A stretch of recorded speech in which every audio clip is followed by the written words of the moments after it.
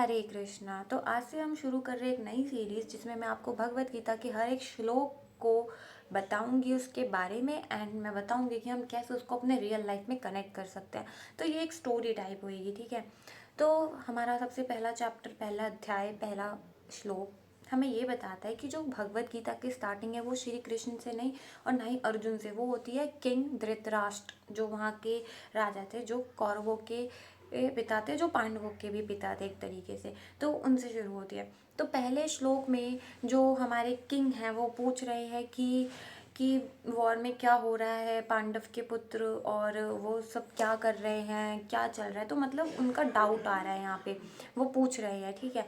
तो यहाँ से हमें क्या सीखने को मिलता है कि उन्होंने यहाँ पे बोला था मामा कह। मामा कह का मतलब होता है कि जब हम मेरा मेरा जब हम अपने बारे में से सोचे, तो इसमें वो सिर्फ अपने पुत्रों के बारे में सोच रहे कि कौरव क्या कर रहे हैं, पांडव क्या कर रहे हैं, कौन क्या प्लानिंग कर रहा है, क्या उन लोगों ने आपस में दोस्ती कर ली, समथिंग लाइक दैट। तो यहाँ से हमें क्या सीखने को मिलता है कि हम भी अपनी लाइफ में ऐसे होते हैं। हम हमेशा डिवाइड कर देते हैं चीज़ों को कि ये मेरा, ये तुम्हारा, हम सेल्फिश बन जाते हैं। और सेम यहाँ पे जो राजा है वो सेल्फिश बन गया है और वो उन अपने ही पुत्रों में भेद कर रहा है। वो सोच रहा है कि वो अलग है, वो अलग है, और यहीं से होती है एक लड़ाई की शुरुआत। जब हम डिवाइड कर देते हैं एक दूसरे को, हम खुद की चीज़ों को ही डिवाइड कर देते हैं। ठीक, वो कहने को ये भी कह सकते थे कि मेरे पुत्र, हमारे पुत्र, लेकिन नहीं, उन्होंने कहा कि मेरे पुत्र क्या कर रहे हैं। तो यहाँ पे उनकी सबसे बड़ी गलती थी। देखो, हमारी लाइफ में भी सेम यही चीज़ होती है, my people, my ego, my success, my side. हम लोग भी ना कहीं लाइफ को डिवाइड कर देते हैं, मैं और दूसरे, और इसी माइंडसेट से फाइट की शुरुआत होती है। रिलेशनशिप ब्रेक होते हैं, फैमिली में मतलब तनाव आता है, और भी कभी कभी हम अपने ही माइंडसेट के अगेंस्ट चले जाते हैं। अब बात करते हैं कुरुक्षेत्र वॉर की। तो लोग सोचते हैं कि कुरुक्षेत्र सिर्फ एक बैटल फील्ड था, लेकिन अगर आप थोड़ा डीपली समझो तो कुरुक्षेत्र एक्चुअली हमारी लाइफ है, ठीक है। और बैटल फील्ड बाहर नहीं, हमारे अंदर चल रहा है।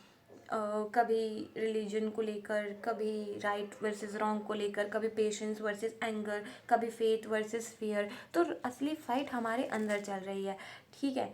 कभी कभी हम जानते हैं कि क्या सही है क्या गलत है, लेकिन फिर भी हम गलत करते हैं। और एग्जैक्टली उसी मूवमेंट पे भगवत गीता शुरू होता है और हमारे को हमारी लाइफ को सही और गलत डिसीजन लेने के लिए हमें बताया जाता है। अब सबसे बड़ा क्वेश्चन ये होता है कि भगवान ने बैटल फील्ड ही क्यों चुना, भगवान ने इतना बड़ा बैटल फील्ड क्यों चुना। वो मंदिर भी चुन सकते थे, वो कोई अच्छी जगह भी चुन सकते थे ना ज्ञान देने के लिए, तो उन्होंने बैटल फील्ड क्यों चुना।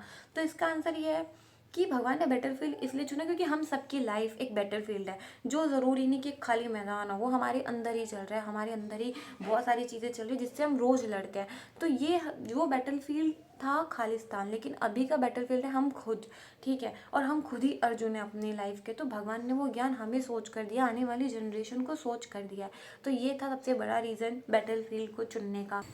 तो ये बैटल फील्ड और कहीं नहीं, हमारे अंदर है। भगवान ने हमारे अंदर ही वो सारी चीज़ें दे रखी है, हमें इतनी पावर भी है, हमारे पास इतनी एनर्जी भी है कि हम उसको ओवरकम कर सकते हैं। अब इसका आज के जनरेशन से क्या कनेक्शन है। तो आज की जनरेशन बहुत ही कंफ्यूज्ड है, करियर को लेकर, रिलेशनशिप को लेकर, कंपैरिजन, और भी बहुत सारी चीज़ें, ठीक है। तो कभी कभी लगता है कि लाइफ एक बैटल फील्ड बन गई है, लेकिन शायद यही मोमेंट होता है जब हमें भगवत गीता की बहुत ज़्यादा ज़रूरत होती है और जब हमें सही नॉलेज की ज़रूरत होती है। तो अब से हमारा बैटल फील्ड हमें समझना है, और हमें ये समझना है कि हम कैसे एक अच्छे अर्जुन की तरह अपने आप को इस बैटल फील्ड से बाहर निकालते हैं, ठीक है। और कृष्ण तो हमारे साथ है ही हमेशा से।